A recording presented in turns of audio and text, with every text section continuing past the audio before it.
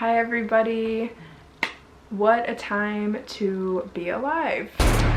This is America. If you have never stumbled upon my videos before, hi, my name is Lauren. I am a spiritual development coach and I work online to help people enhance their intuition and connection to themselves. So I'm going to be sharing 3 things that I have noticed that have already shown that there is much to learn during this process as we go within during the self-quarantine. So the first one is, we are being asked a serious question right now and receiving the answers whether we realize it or not. The question is, how do you spend your time when you're not being pulled away by external obligations? All of these social constructs that have taken up the most primary part of how we live. Social gatherings, going to work, taking our kids to school if you have children. Like, we have been in this daily routine of going, and having all of these parts of life to attend to in order to make a living, that now that they have been completely peeled away and stripped from us, it is a ridiculous experience. So never have, we experienced the globe all coming to a pause like this, with so many different countries all kind of being in isolation and having to take a look at what life is like when we return to the most simple way of just being. So it's kind of like this question of, how are you spending time with you?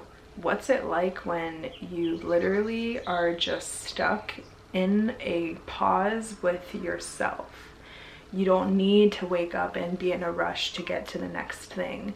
So even experiencing this is so uncomfortable and vastly different than what we're used to, especially in the United States. So when you remove the rat race, when you remove all of the errands and things that you need to be doing, you are found with a world that hasn't existed in a very long time. You're seeing people going outside, playing with their children, sharing the meals that they're cooking, drawing, learning things online that they've been wanting to learn. And it's like this very deep inner enrichment that we are being forced to do during this time among so much unknown. And so that leads me to the second point of, in this spiritual awakening, you are going to have the opportunity to realize, what do I enjoy doing? When you have a few weeks of not knowing what those weeks are going to hold,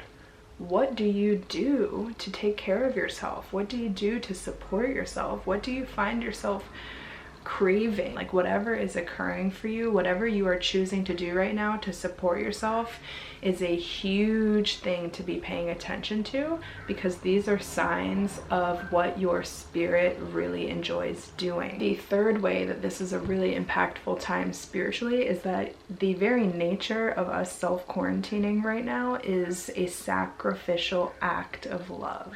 So I know many people aren't trying to be inside. They don't want this to be occurring. They would much rather go out and maybe be getting together with their friends or doing the things that would make them happy, right? A selfish act.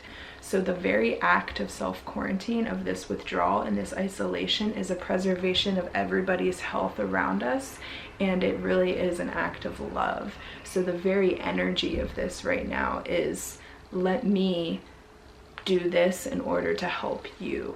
Another thing to consider with this energy of sacrifice and love and doing what's best is paying attention to businesses right now, paying attention to the way that people have chosen to completely take the loss and lose their income and close their businesses in order to do the right thing. Many times before it's become like a you must kind of thing, businesses were already closing in order to stop this trajectory, and they're choosing well-being for humanity instead of these material support systems. So all of this is beginning a huge circulation of looking at the way we live from a much different lens, looking at the support systems that we were attached to, looking at the ways that we maybe didn't appreciate our resources or our health and the health of our loved ones, the things we took for granted while being in this really consumer-based, fast way of life. So when we experience like a system crash like this, it really peels back the layers of reality when we take a look at, wow, how was I supported before, and what is my reliance on these systems, and am I taken care of as I thought by the government? So it was no surprise that as a culture, we were facing a deep reality check. We've become so far from a natural, more simple, rhythmic way of life. These disconnections that we had from others and within, this has been a really shocking way of reminding us of what is actually real. This is a really influential time. This is a very, very, very revolutionary time, and it is one that is going to forever shape our realities moving forward. So I really encourage you to take this time to form this connection with yourself, to stop and pause and really ask yourself what is most important to you. What brings you joy? What are you grateful for when you take a look around at your family, your way of life right now? And I really hope that we can move forward as a world that is more connected and more understanding of the preciousness of what we used to take for granted. Thank you guys. Enjoy the day.